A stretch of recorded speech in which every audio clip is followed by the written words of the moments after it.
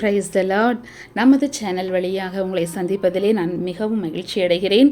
இந்த வீடியோவில் நம்ம என்ன பார்க்க போகிறோம் அப்படின்னா, பார்த்து கொண்டிருக்கிறோம் இல்லையா, இந்த இடத்துல தான் மோசேயுடைய மாமனார் எத்திரோ வாழ்ந்ததாகவும் இந்த கேவ்ஸில் அவர் மரித்து அடக்கம் பண்ணப்பட்டிருக்கதாகவும் கூறப்படுகிற ஒரு இடம்.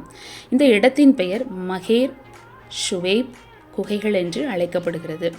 இந்த மகேர் ஷுவேப் குகைகள் என்ன மாதிரியாக இடத்துல இருக்கிறது அப்படின்னா, பழங்குடியினர் இந்த இடத்துல வாழ்ந்ததாக சொல்லப்படுகிறது. இவங்களுடைய பேர் நபாத்தியன்ஸ், நெபயோத் என்று அழைக்கப்படுது. இந்த நெபயோத் யார் அப்படின்னு பார்க்கும் பொழுது, நம்ம ஆப்ரஹாமுடைய மனைவியாகிய ஆகாருடைய அந்த சந்ததி வழியாக பிறந்த இஸ்மவேலின் சந்ததியில் பற்பல குரூப்பாக பிரிந்தவங்க தான். அதில் மூத்த மகன் தான் நெபயோத் என்று அழைக்கப்படுகிறது.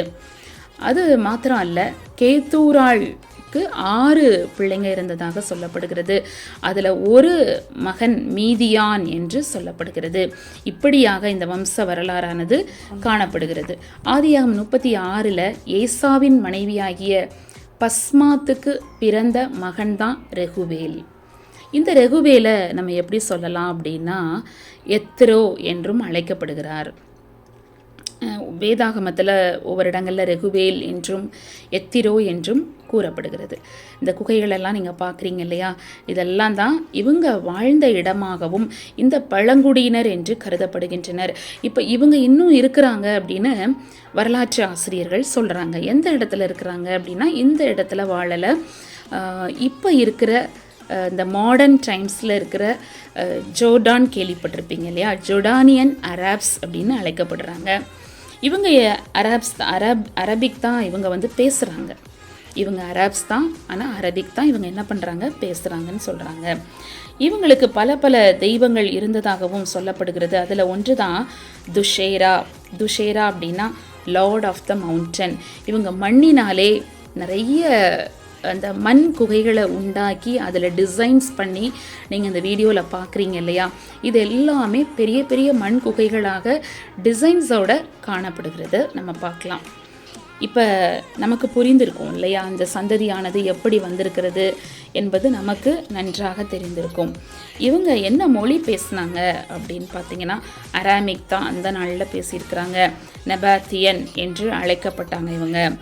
இந்த சந்ததி உடைய அரசாட்சி அப்படின்றதுனா ஒரே ஒரு ஆட்சி தான். It's a monarchical kingdom. மன்னர் ஆட்சி தான் இந்த அரசாங்கத்தில் இருக்கிறதாக சொல்கிறாங்க. அது மாத்திரம் இல்லை, மாடர்ன் டைம்ஸில் இருக்கிற பெட்ரா அந்த இடத்துல தான் இவங்க இன்னும் வாழ்ந்துட்டுருக்குறாங்க அப்படின்றதையும் சொல்கிறாங்க. பெட்ரா அப்படின்னா பாறை என்று அர்த்தமாம், ராக் என்று அழைக்கப்படுகிறது.